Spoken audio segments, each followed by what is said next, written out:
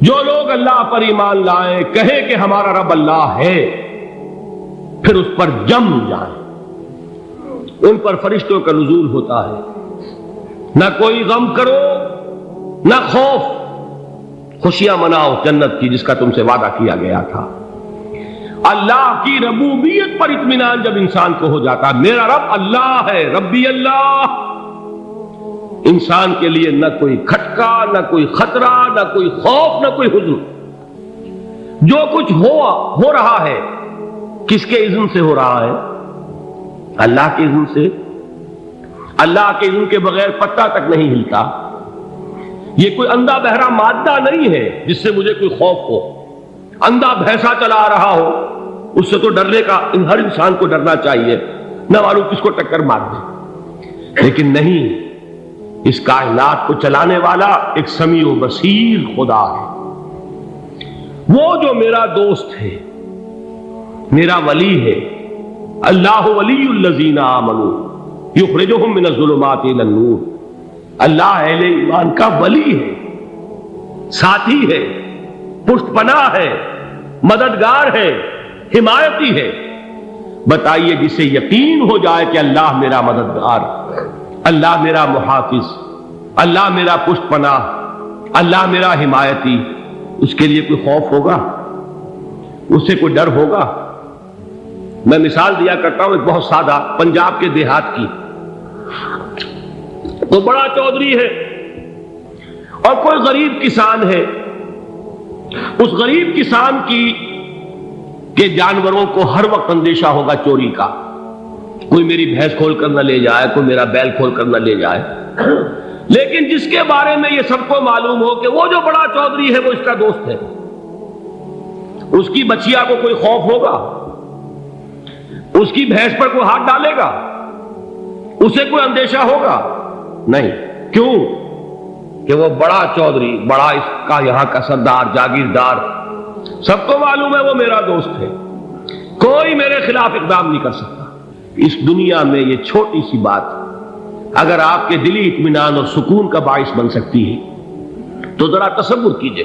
میں لفظ تصور استعمال کروں گا صرف اس لیے کہ اس کا ہم جس کو کہتے ہیں ادراک اور شعور کر نہیں سکتے، اگر کے ساتھ کر سکتے۔ اگر یقین ہو کہ اللہ میرا مددگار اور یقین ہو کہ اللہ ہر آن میرے ساتھ ہے، پھر کوئی خوف؟ کس کا خوف؟ کوئی شے اللہ سے بالا تر ہے؟ کوئی قوت اس سے زیادہ طاقتور ہے؟ کوئی اس کے ارادے کو بدلنے والا ہے؟ کوئی اس کی مشیت کے آڑے آنے والا ہے؟ یہی بات ہے جو حضور نے فرمائی۔ یہ ایمان کا حاصل ہے لب لباب، کہ دیکھو اچھی طرح اس بات کو ذہن نشین کر لو، اگر تمام انسان مل کر تمہیں کوئی نقصان پہنچانا چاہے نہیں پہنچا سکتے، مگر جو کچھ اللہ نے لکھ دیا ہو، اور تمام انسان مل کر تمہیں کوئی نفع پہنچانا چاہے نہیں پہنچا سکتے، مگر وہ شے جو اللہ نے طے کر دی۔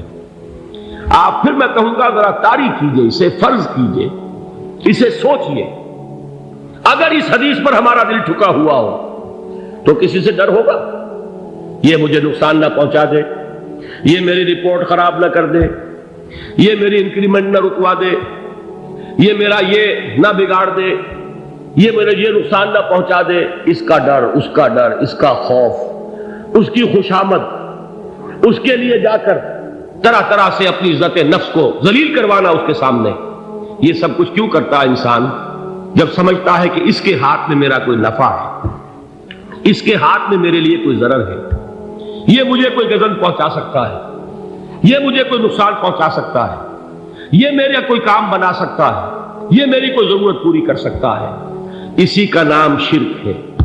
جہاں آپ نے یہ سمجھا کہ غیر اللہ کے اندر کوئی طاقت موجود ہے، وہی شرک ہے۔ بتوں سے تجھ کو امیدیں، خدا سے نومیدی، مجھے بتا تو صحیح اور کافری کیا ہے؟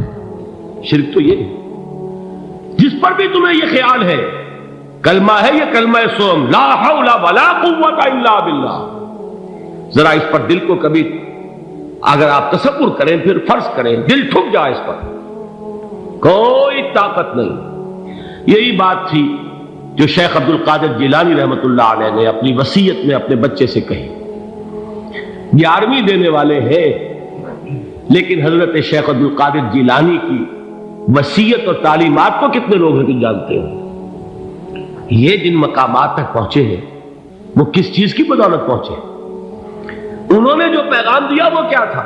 اے میرے بچے، جس طریقے سے قرآن مجید میں حضرت لقمان کی نصیحتیں جو ہے نقل کر دی گئی ہیں، میں یہ عرض کروں گا بالفرض اگر قرآن حضرت عبد القادر جیلانی کے بعد نازل ہوا ہوتا تو شیخ عبد القادر کی یہ نصیحتیں بھی قرآن میں درج ہوتی. اتنی اونچی نصیحتیں ہیں. اے میرے بچے، اس حقیقت کو ذہن نشین کر لے، لا فاعل فی الحقیقت ولا مؤثر الا اللہ. اس کائنات میں نہ کوئی فاعل حقیقی ہے نہ مؤثر حقیقی ہے سوائے اللہ. کسی شے میں کوئی تاثیر نہیں اگر اللہ نہ چاہے. آگ جلا نہیں سکتی اگر اللہ نہ چاہے.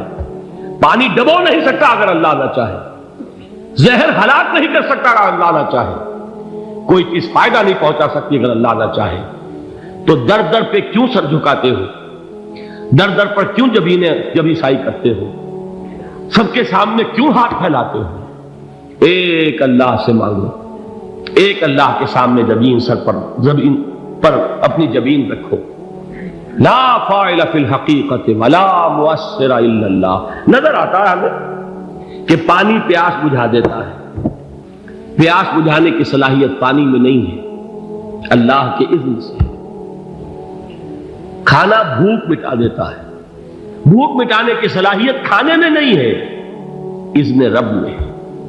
دیکھیے یہی یقین تھا. حضرت موسیٰ علیہ السلام کا واقعہ یاد کیجئے. سامنے سمندر آ گیا ہے، قوم دیکھتی ہے پیچھے کہ گرد و غبار کا طوفان. معلوم ہوا کہ فرعون اپنے لشکر سمیت آ گیا. لشکر جب چلتا تھا تیز رفتاری کے ساتھ تو گرد و غبار کا جو طوفان اٹھتا تھا اس کا تصور کیجیے. اور لمحہ بلمحہ وہ قریب آ رہا ہے. پوری قوم نے کیا کہا؟ اے موسیٰ انا لمدرکون، اے موسیٰ ہم کو پکڑے گئے. قرآن مجید میں تو یہاں وہ باتیں نہیں لکھی ہیں، لیکن تورات میں یہ درج ہے کہ بنی اسرائیل جھگڑنے لگے، دست و گریبان ہو گئے موسیٰ کے ساتھ. موسیٰ نے یہاں مروایا لا کر، اس سے تو ہم ہی بہتر تھے. وہاں کھانے کو ملتا تھا، زندگی تو تھی، بیگار ہم کر رہے تھے، موت تو نہیں تھی. اب جو کچھ ہوگا اس کا تصور کرو، جس طریقے سے ہمارے ٹکڑے اڑائے جائیں گے. تو لڑ رہے ہیں حضرت موسیٰ علیہ السلام سے. یہ تورات کی تفصیل ہے. قرآن میں صرف اتنا آیا ہے، پریشان ہو کر انہوں نے کہا انا لمدرکون، موسیٰ ہم کو پکڑے گئے. اس وقت موسیٰ کا جواب کیا ہے؟ کلا ان معی ربی سیہدین. نہیں، میرے ساتھ میرا رب ہے، وہ راستہ دے گا. بتائیے کہاں راستہ نظر آ رہا ہے؟ یہ ہے ایمان بالغیب. راستہ نظر نہ آئے تب اللہ پر یقین ایمان ہے. جیب میں پیسے ہوں اور تب دل کو اطمینان ہے تو ایمان کس پر ہوا؟ پیسے پر، اللہ پر نہیں.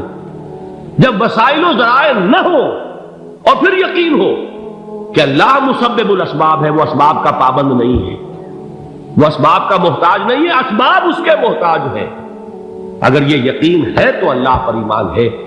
یہ نہیں ہے تو تمہارا ایمان اسباب پر ہے، وسائل پر ہے، ذرائع پر ہے، مادیات پر ہے، اللہ پر نہیں. اس وقت کہاں راستہ تھا؟ کوئی راستہ تھا؟ سمندر ہے اور ادھر سے لشکر آ گیا ہے. کلا ان معی ربی سیہدین. اب دیکھیے ایمان کہہ دینا آسان ہے، ہوا معکم اینما کنتم، جہاں کہیں بھی تم ہوتے ہو اللہ تمہارے ساتھ ہوتا ہے. لیکن اس کا یقین قائم ہو جائے تو زمین و آسمان کا فرق واقع ہو جائے. یہی بات ہوئی حضور کے ساتھ. غار ہے، چھپے ہوئے ہیں محمد رسول اللہ اور آپ کے وہ یار غار ابو بکر صدیق رضی اللہ تعالی عنہ. اقبال نے حضرت ابو بکر کی شان میں چند اشعار کہے صرف، لیکن واقعہ یہ ہے کہ بھاری بھاری نظموں پر اور قصیدوں پر بھاری ہے. طویل ترین نظمیں اور قصیدے ہوں ان پر بھاری ہے. ہمتیں ابو بکر کی ہمت جو ہے کشت ملت را چو ابر، جیسے بارش سے کھیتی اپجتی ہے، ابو بکر کی ہمت اور عزیمت اس امت کو اسی طرح سینچنے والی ہے۔ ثانیے اسلام و غار و بدر و قبر، وہ دوسرے تھے اسلام میں، دوسرے پہلے کون تھے؟ انا اول المومنین، حضور فرماتے ہیں سب سے پہلا ایمان لانے والا میں، دوسرے ابو بکر۔ ویسے ہمارے ہاں یہ چلتا ہے اختلاف، حضرت علی پہلے ہیں کہ حضرت ابو بکر پہلے ہیں، لیکن اس میں بڑی خوبصورت تطبیق قائم کی ہے علماء نے، اور بہت صحیح ہے۔ چار کے بارے میں فیصلہ ہی مت کرو کہ کون پہلے، ان کی ایک عجیب تقسیم کر دی ہے۔ آزاد مردوں میں، بالغ مردوں میں سب سے پہلے ابو بکر، بچوں میں سب سے پہلے علی، خواتین میں سب سے پہلے خدیجہ، اور غلاموں میں سب سے پہلے زید بن حارثہ۔ بڑی پیاری تقسیم ہے، یہ چاروں ہی پہلے ہیں، ہر ایک کے لیے اولیت ہے۔ اور واقعہ یہ ہے کہ اگر زمانی اعتبار سے تعین ہوگا تو پہلے خدیجۃ الکبریٰ آئیں گی رضی اللہ تعالی عنہ، کسی اور سے بات کرنے کی نوبت بعد میں آ سکتی ہے، پہلے تو اہلیہ محترمہ سے بات ہوئی، آتے ہی پہلی وحی ہوئی ہے، ابھی تبلیغ کا حکم نہیں تھا، کس کو بتایا واقعہ؟ ابھی اپنی نبوت کی تبلیغ کا تو حکم ہی نہیں آیا، واقعہ کس کا ہے؟ وہ خدیجہ کا ہے۔ جب کہا ہے کہ خشیت علی نفسی، مجھے اپنی جان کا اندیشہ ہے، تو کیا جواب دیا خدیجہ نے رضی اللہ تعالی عنہا؟ وہ صدیقۃ الکبریٰ ہے، صدیقات جو ہے خواتین، ان میں چوٹی پر خدیجۃ الکبریٰ ہے رضی اللہ تعالی عنہا، اور صدیق جو مرد ہیں ان میں صدیق اکبر ہے ابو بکر صدیق رضی اللہ تعالی عنہ، لیکن صدیقات میں چوٹی پر۔ جب حضور نے فرمایا خشیت علی نفسی، کیا فرمایا، کیا عرض کیا، کیسے تسلی دی؟ نہیں نہیں، اللہ آپ کو ضائع نہیں کرے گا، آپ غریبوں کے ہمدرد ہیں، آپ مساکین کے تکالیف رفع کرنے والے ہیں، آپ بیواؤں کی سرپرستی کرتے ہیں، آپ مسافروں کی خدمت کرتے ہیں، اللہ آپ کو ضائع نہیں کرے گا۔ یہ یقین ہے اس خاتون کے اندر۔ خیر وہ ایک علیحدہ بات ہو جائے گی۔ میرے دل پر حضرت خدیجہ رضی اللہ تعالی عنہ کی شخصیت کا بڑا گہرا نقش ہے، جو وہ کوئی اور ہی وقت اور موقع ہوا تو بیان ہوگا۔ بہرحال اقبال نے ایک مصرے میں جو چار اولیتیں جمع کر دی ہیں، ہمت او کشت امت را چو ابر، ثانی اسلام و غار و بدر و قبر۔ اسلام میں حضور کے بعد پہلے کون؟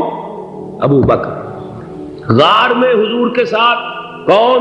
ابو بکر۔ بدر کی رات اللہ کا رسول سر بسجود، وہ جھاڑ، وہ گھاس پھوس کی جو جھوپڑی بنائی گئی تھی، اور وہاں تلوار ننگی لے کر پہرا دینے والا کون؟ ابو بکر۔ اور اس حجرہ عائشہ میں محمد کے بعد سب سے پہلے دفن ہونے والا کون؟ ابو بکر رضی اللہ تعالی عنہ صلی اللہ علیہ وسلم۔ وہ جو معاملہ میں سنا رہا تھا غار ثور کا، حضرت ابو بکر بھی حضور کے خیال سے لرز گئے ہیں۔ آپ کو یاد ہوگا کہ جا کر پہلے تمام جتنے سوراخ تھے انہیں بند کیا ہے، ایک سوراخ رہ گیا تھا جس کو بند کرنے کے لیے کوئی کپڑا نہیں تھا، وہاں اپنی ایڑی رکھی ہے، تب کہا ہے حضور سے تشریف لائیے، اور اپنے زانو پر حضور کو لٹایا ہے، اور وہاں کسی موذی جانور نے کاٹا ہے، حضور کی آنکھ لگ گئی تھی، اس وقت اس بل کے اندر جو بھی بچھو ہے کیا ہے واللہ عالم، اس نے کاٹا ہے، اس کی تکلیف کی وجہ سے ابو بکر کی آنکھوں سے آنسو ٹپک گئے، حضور کے چہرے مبارک پر پڑے ہیں، تو حضور جاگے ہیں، معاملہ کیا ہے؟ ایڑی نہیں ہٹائی وہاں سے، مبادا وہ جانور وہاں سے نکل کر محمد الرسول اللہ کو کوئی گزن پہنچا دے، ابو بکر کی ایڑی ہے، جس طرح چاہے کھا لے، ختم کر دے، جان نکل جائے تب کوئی آنچ آئے، محمد پر تو آئے، لیکن جیتے جی نہیں۔ وہ ہے ابو بکر۔ حضور کے خیال سے اس وقت حضور نے پھر اپنا لعاب دہن لگایا ہے، اور اس سے پھر آپ کی تکلیف ختم ہوئی۔ جیسے خیبر میں حضرت علی کی آنکھ دکھ رہی تھی، اس کو جو شفا حاصل ہوئی ہے وہ بھی حضور کے لعاب دہن سے ہوئی۔ تو بہرحال اس وقت انہوں نے کہا ہے کہ اے نبی یا رسول اللہ، اگر اس وقت ان میں سے کسی نے غیر ارادی طور پر بھی اپنے قدموں کی طرف جھانک لیا تو پکڑے جائیں۔ کیا جواب تھا اللہ کے رسول کا؟ لا تحزن ان اللہ معنا، اللہ ہمارے ساتھ ہے، کیوں گھبراتے ہو ابو بکر؟ یہ ہے ایمان باللہ، میرا مالک اللہ، میرا رازق اللہ، میرا محافظ اللہ، میرا مددگار اللہ، میرا پشت پناہ اللہ، میرا دوست اللہ۔ یہ دوستی ہے اللہ کی جو لب لباب ہے، حاصل ہے ایمان کا، اسی کا نام ولایت ہے۔ اولیاء اللہ کے سروں پر سینگ نہیں ہوتے، جس کے دل میں ایمان راسخ ہو چکا ہو وہی اللہ کا ولی ہے، جسے اللہ پر یقین ہو چکا ہے وہی اللہ کا ولی ہے، جسے یقین ہے اللہ میرے ساتھ ہے، میرا مددگار، میرا پشت پناہ، میرا ساتھی، میرا دوست، میرا محبوب، میرا محب۔ اللہ اہل ایمان سے محبت کرتا ہے۔ واللہ یحب الصادقین، ان اللہ یحب الذین یقاتلون فی سبیلہ صفا کانہم بنیان مرصوص۔ اللہ محبت کرنے والا، اہل ایمان محبوب، اور اہل ایمان محبت کرنے والے اللہ محبوب۔